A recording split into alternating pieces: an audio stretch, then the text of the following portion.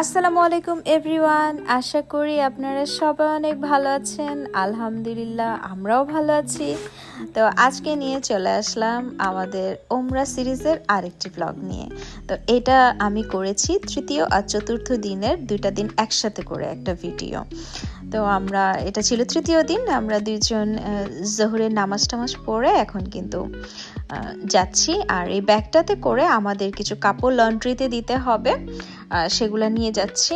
তো বাঙালি একটা ভাই, ওনার সাথে কথা হয়েছে, উনি আমাদের হোটেলের বাইরেই ওয়েট করছে আমাদের জন্য। তো ওনার কাছে কাপড়গুলো দিয়ে আমরা চলে আসলাম হেরেমের এদিকে। আর এখানে লন্ড্রি করা হয় পার কিলো হিসেবে। তো পার কিলো আপনাকে 2 পাউন্ড 3 পাউন্ড এরকম করে চার্জ করতে পারে, আমার এক্স্যাক্ট মনে নেই, বাট বেশি এক্সপেন্সিভ না, ঠিক আছে। আর এখানে দেখতে পাচ্ছেন অনেক ইফতার কিন্তু এরা সব নিয়ে যাচ্ছে হেরেম শরীফের ভেতরে। এই তো এইখানে তো আমরা তো হেরেমের মসজিদের আজকে ইফতার করব, যার কারণে আসরের টাইমে আমরা এসেছি। আসরের নামাজটা আদায় করার পরে এখানেই কিন্তু আমরা বসে থাকব, কারণ আসরের পর থেকে সবাই কিন্তু ইফতারের জন্য আর মাগরিবের নামাজটা পড়ার জন্য আর জায়গা থেকে উঠে যায় না, কারণ একবার আপনি উঠে গেলে আর জায়গা পাওয়া যাবে না, এই কারণে। তো প্রথমে একটা ব্রেড দিয়ে গেল বাটার দিয়ে, পরে আবার এই ইফতারের প্যাকেটটা চলে আসলো। তো আর আশেপাশে তো আপনার জমজমের পানির গ্যালন রাখাই আছে। তো এই ইফতারের প্যাকেটটার মধ্যে কিছু বেসিক খাবার আছে, যেমন খেজুরের একটা প্যাকেট, আর এইটা ছিল একটা মাফিন টাইপের কেক, যেটা আর কি ভ্যানিলা কেক ছিল। আর আরেকটা ছিল বাটার বান, হ্যাঁ এইটা বাটার বান ছিল। আর কি বেসিক কিছু খাবার থাকে, যাতে পানি জুস এগুলো আপনি খেয়ে তারপর নামাজটা পড়ে এরপর আপনি মেন ফুড খেতে বাইরে গেলেন আর কি, এরকম। এই তো একটা জুস আর একটা পানির বটল। অরেঞ্জ জুসটা পুরাই বাংলাদেশে যে আমার আব্বু সৌদি থেকে ট্যাং নিয়ে যেত অরেঞ্জের, সেটার ফ্লেভার ছিল, খুব মজা লেগেছে আমার। আর এই তো এই আমার বটলে করে আমার পাশে একটা আপু ও পানি আনতে গিয়েছিল, জমজম পানি গ্যালন থেকে, তো আমি আমার বটলটা দিয়ে দিয়েছিলাম, ও ফিল আপ করে এনে দিয়েছে। আমি প্রতি ইফতারেই জমজম পানি দিয়ে ইফতার ভাঙার আর কি রোজাটা ভাঙার চেষ্টা করেছি, আলহামদুলিল্লাহ। তো খুবই শান্তি লাগতো আসলে। তো সেখানে আমি ইফতার করেছি। এরপর মাগরিবের নামাজটা অনেক হাজিদের সাথে একসাথে হেরেম শরীফে আদায় করলাম। তারপর আমার হাজব্যান্ডের সাথে আমি এখন চলে এসেছি আর রোমান্সিয়াতে খাওয়া দাওয়া করার জন্য। তো এখানকার ফুড অনেক মজা, আর এটা কিন্তু মাস্ট রেকমেন্ডেড। আপনারা যারা মক্কাতে আসবেন আর রোমান্সিয়াতে অবশ্যই খাওয়া দাওয়া করবেন, কারণ বাইরের লোকাল ফুড আমি একদমই খেতে পারিনি, আমার মজা লাগেনি এই কয়েকদিন। তো আজকে আমাদের এক ভাইয়ার রেকমেন্ডেশন আমরা এসেছি, আর আমি কিছু ভিডিওতেও দেখে রেখেছিলাম, সেভ করে রেখেছিলাম, কিন্তু আমি যে আর খুঁজে বের করব এখানে যে কোন কোন খাবার কোথায় যে খাবো বের করব, সেটা আমি ভুলেই গিয়েছিলাম একদম। তো যাই হোক, তো উনি রেকমেন্ডেশন করেছে, তো ভালোই হলো। তো এখানে আমরা ল্যাম্ব মান্ডিটা নিয়েছি, দেখেই কিন্তু অনেক মজা লাগছিল আর খেতেও খুবই মজা ছিল। মানে এখন আমরা লন্ডনে চলে এসেছি, বাট এখনও আমাদের সেই আল রোমান্সিয়ার ওই মান্ডির কথা মনে পড়লে আমার হাজব্যান্ড ওয়াইফ আমরা দুইজনই কিন্তু আর কি খুবই মিস করি, খাবারের ক্রেভিংটা হয়। আর এই কুনাফাটা, ক্রিম কুনাফাটা, এটাও খুবই মজা ছিল। এটা তো আমরা এক বসায় শেষ করতে পারিনি, হাফ খেয়ে হাফটা আবার আমরা হোটেল রুমে নিয়ে গিয়েছিলাম যে পরে আবার খাবো। আর এই স্কেলেটরটা দিয়ে সবাই কিন্তু টিকটকে অনেক ভিডিও করে, এই উপরে যে দুইটা জোড়া বিল্ডিং একসাথে, এই ভিউটা দিয়ে। তো আমরা হঠাৎ করে এই ওয়েতে আসছি যে এখান দিয়ে আমাদের হোটেলে যাওয়া যায়, তো দেখি যে এটা তো আমি ভিডিওতে দেখেছি এই জায়গাটা, তো এটাও দেখা হয়ে গেল, আলহামদুলিল্লাহ। আসলে আল্লাহ সব ইচ্ছাই পূরণ করে দেয়, আপনি মন থেকে যেটা চাইবেন সৎ নিয়তে, আল্লাহ কিন্তু আপনাকে কোনো দিক দিয়ে অপূর্ণ রাখবে না। তো আলহামদুলিল্লাহ। এরপর এটা ছিল চতুর্থ দিন। আজকে আমাদের লাস্ট দিন। তো আজকে আমরা যাচ্ছি জাবাল আল নূরে, জাবাল আন নূর হচ্ছে হেরা গুহা যেখানে আছে, যেখানে কোরআন শরীফ নাজিল হয়েছিল আমাদের হজরত মুহাম্মদ সাল্লাল্লাহু আলাইহি ওয়াসাল্লামের উপরে। তো সেই পাহাড় আমরা দেখতে যাব। তো এই তো আমাদের হোটেল থেকে ট্যাক্সি নিয়ে নিলাম। এখান থেকে 20 মিনিটের মতো আমাদের লাগবে জাবাল আল নূরে যেতে। তো রাস্তায় যাওয়ার পথে পুরো মক্কা শহরটা আমরা দেখে দেখে যাচ্ছিলাম।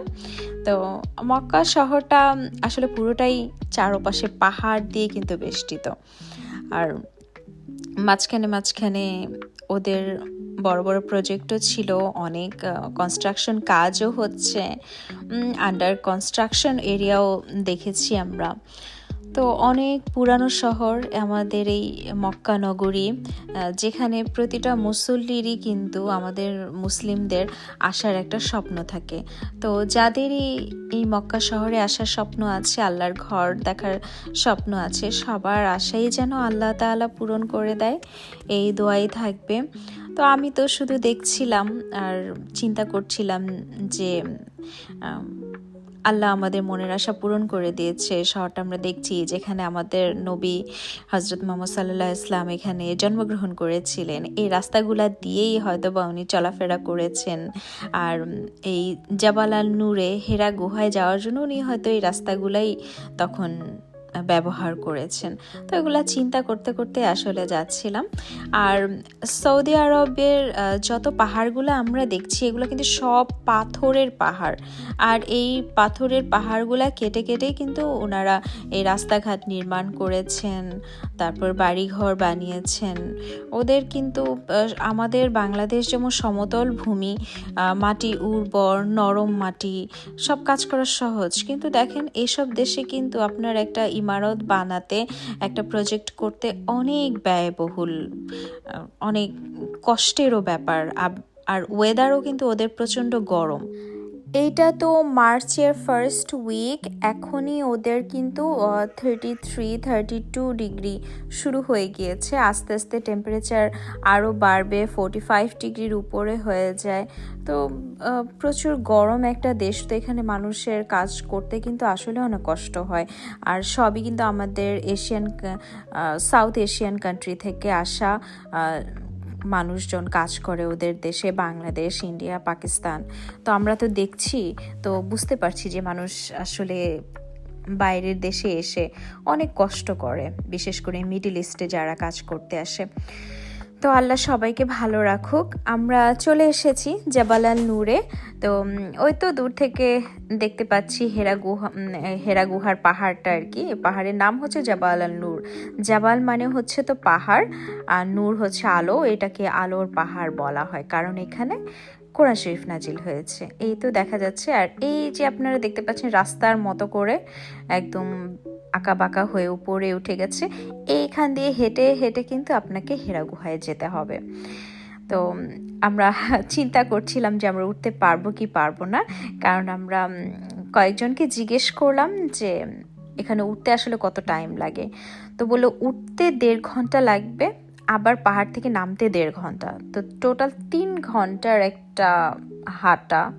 আর যেহেতু সমান রাস্তায় হাঁটা না, খুব উঁচু রাস্তায় হাঁটা, তো আমার হাজব্যান্ডের হাঁটুতে তো একটু ব্যথা পেয়েছিল ও কয়েক মাস আগে, তো একটু ইনজুরি আছে, এই জন্য ওকে নিয়ে ওঠাটা আসলে আমি সাহস করিনি, আর ও চাচ্ছিল না রিস্ক নিতে।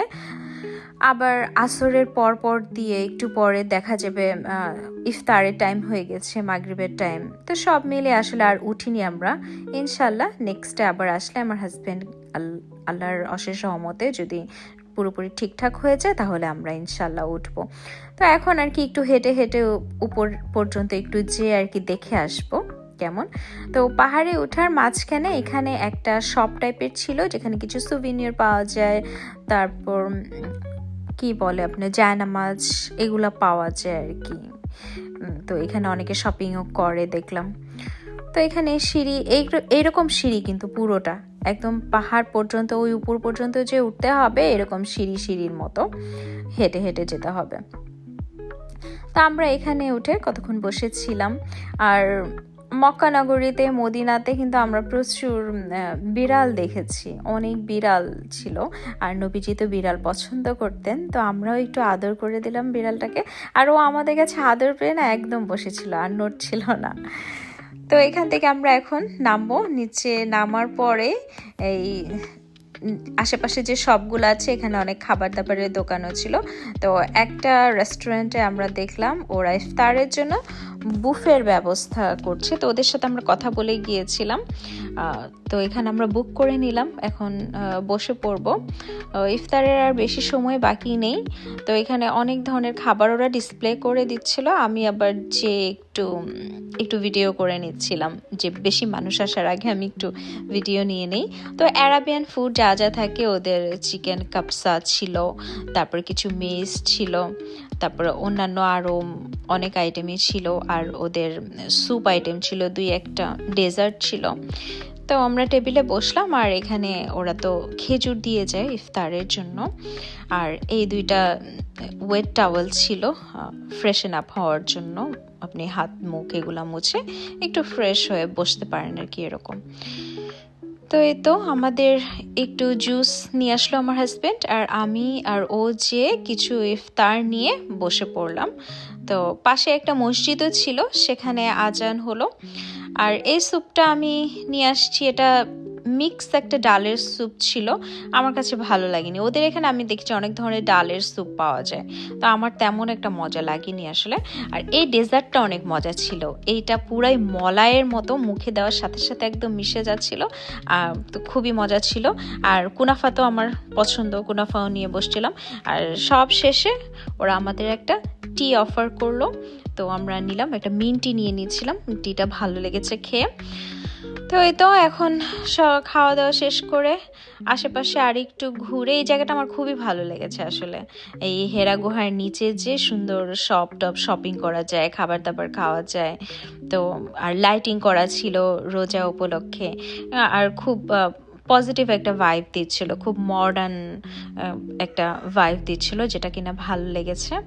আর রাতের বেলায় কিন্তু মরুভূমির একটা ঠান্ডা অনুভূত হয়। আমরা তো ছোটবেলায় বইয়ে পড়েছি যে মরুভূমিতে দিনে প্রচণ্ড গরম থাকে আর রাতে কিন্তু ঠান্ডা লাগে, কারণ রাতের বেলা হচ্ছে মরুভূমি যে তাপটা সূর্যের ধরে রাখে, সেটা রাতের বেলা বিকিরণের মাধ্যমে রিফ্লেক্ট করে দেয়, আর্থ তাপটা ছেড়ে দেয়, যার কারণে কিন্তু মরুভূমিটা ঠান্ডা অনুভূত হয়। তো আসলে এটা ফিল করলাম, রাতে কিন্তু মরুভূমিতে ঠান্ডা লাগে, যার কারণে এই সৌদি আরব, তারপর মিডল ইস্ট আর কি অন্যান্য দেশগুলোতে কম্বল পাওয়া যায়, মানুষ যে কম্বল এখান থেকে নিয়ে যায় মিডল ইস্ট থেকে, এই কারণে, কারণ রাতে কিন্তু কম্বল লাগে এখানে।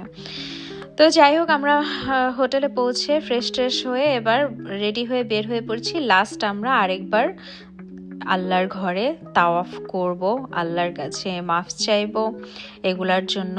তো আমরা আমাদের এহরামের কাপড় টাপড় পরে কিন্তু কাবার সামনে আবার এসে আমরা তাওয়াফ করে নামাজ পড়ে দোয়াটাও পড়লাম। তো আবার চলে এসেছি আল রুমানজিয়াতে আজকে সেহরিটা খাওয়ার জন্য, কারণ সকালে তো আমরা চলে যাব মদিনার উদ্দেশ্যে। তো আশা করি আমার ভিডিওটা আপনাদের ভালো লেগেছে, ভালো লেগে থাকলে অবশ্যই আমার চ্যানেলটি সাবস্ক্রাইব করতে ভুলবেন না। আর সবাই খুব বেশি ভালো থাকবেন, আর আমার ব্লগগুলো দেখার অনুরোধ রইল। ধন্যবাদ সবাইকে।